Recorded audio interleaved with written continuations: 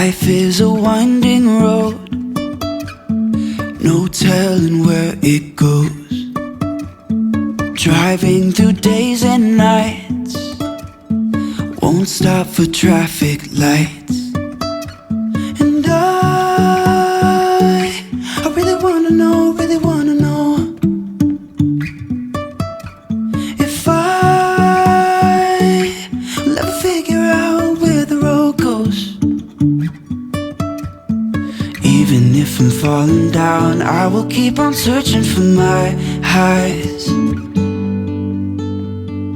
You can say I lost my mind, I will keep on holding my head high, even if the sky is falling down.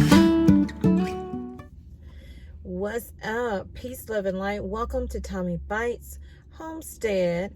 Welcome to Tommy Bites TV. So, y'all, we are at Walmart in Taylorsville, North Carolina, which is where I'm at. I've not been to this Walmart before. It's like a really small town of about 38 to 30, almost 39,000 population. So we're about to go in here and see what it looks like in this store. Like I said, I've never been in there. I was going to do a live, but because I've never gone into this store, so we're about to go into and check out and see what's going on. But before I do, I wanted to talk to y'all about staying prepared in today's world and what that means for my household. I was asked a question by one of the subscribers, and it was, well, I followed you since you were doing mukbangs, which is sitting and eating and having a conversation with y'all. So what made me change? What made me change is, well, I still eat, I just have not been recording it. So that's the only change in that. But the reasoning behind me stopping that is because I wanted to focus more. My life changed. You change as you age, and the things that you used to do, you find you don't really do anymore, and you just kind of grow into other situations. And when 2020 hit, that was a whole life-changing situation for everyone, especially me and my household. And so I had to decide, what I wanted to do. So what we decided to do, which we were already thinking about it before it happened, but I kept putting it off. My husband kept saying, we need to prep, we need to do this, we need to do that. We got to get this land together so we can, have our homestead. So we already had property with a lot of acres, 10 plus acres, because ours is 10, and then it backs up to his grandmother's property, which is probably another 10 or so. So we are good with, being where we are now. So we moved to North Carolina from South Carolina to be closer to the main homestead. That way, if SHTF hits, if that happens, we can, we don't have far to go if we have to bug out. We plan to bug in, and with that comes preparing, and the mind thought of how are you going to prepare? What are you going to do? So I started canning last year, but I only did water bath. One, I didn't have a pressure canner. And so because I didn't have a pressure canner, I was only doing jams and jellies, things of that nature. But I wanted to step into canning meats and putting that on the shelf in case, the lights or the power, the grid is down and you don't have electricity to your frozen foods or your regular refrigerated foods. You'll have shelf-stable food that you can just plop into a pan and have it ready for your family. So that's the route that we are on. And Then it started with the shortages in the stores, the empty shelves, the food supply, the chain that has been broken, and everything that goes along with that from DC on down. Everything trickles down to us. So me and my husband were having a conversation, and we were saying, well, he was saying, because he is a trucker, and I had asked him the question, have you heard anything about the truckers striking? And he was like, no, he hasn't heard any chatter like that on the radio. Doesn't mean it's not happening, but he hasn't heard it. But I know that he said if they strike, they strike. He's not striking because he has a family to take care of.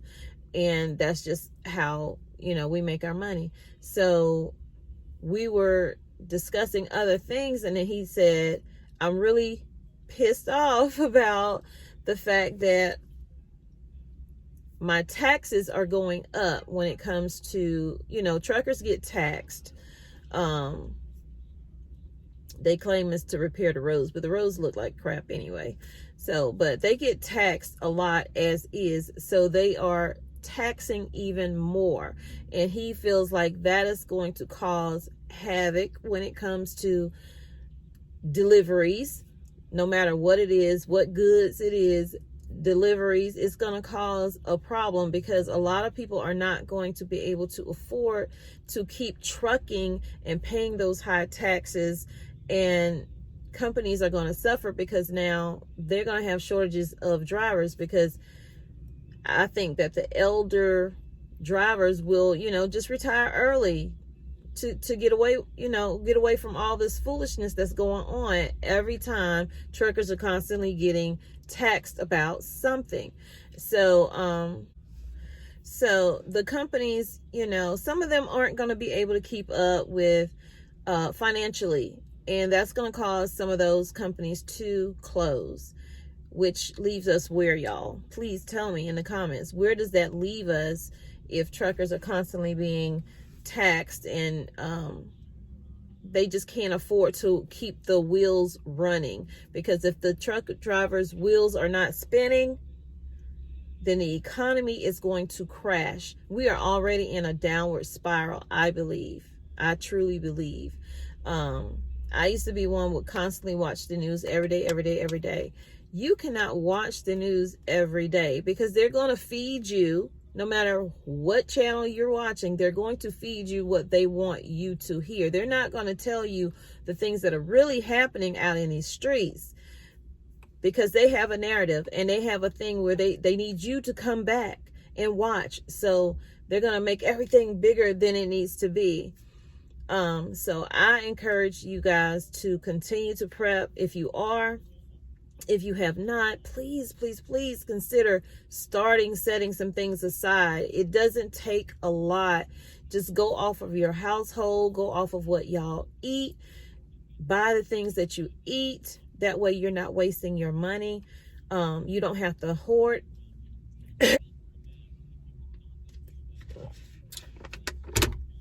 You don't have to hoard to be a prepper. You really don't. Those are two different situations, and I'm not going to get into that. I've talked about those before. Those are just two different things. Prepping is over time.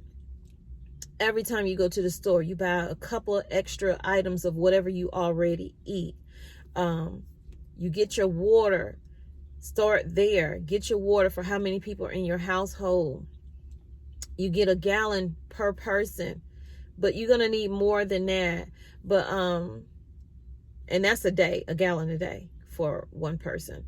And that's not even including what you got to do with the miscellaneous water, washing clothes and all of those things, taking a bath. So think of ways you can maybe do water catchment. I'm looking into that as well. Now that we have got our, I'm going to say forever home, but now that we've got our home, I'm looking into water catchment, whether I have to create it myself or actually go out and buy a container to do that in. So y'all, let's go into the store. Leave me some comments down below. Let me know where you're from. Let me know what you're seeing in your stores.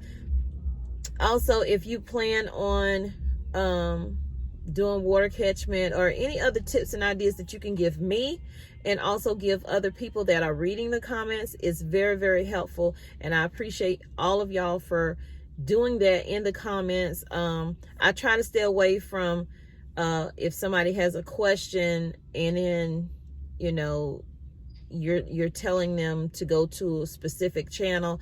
I try to stay away from that because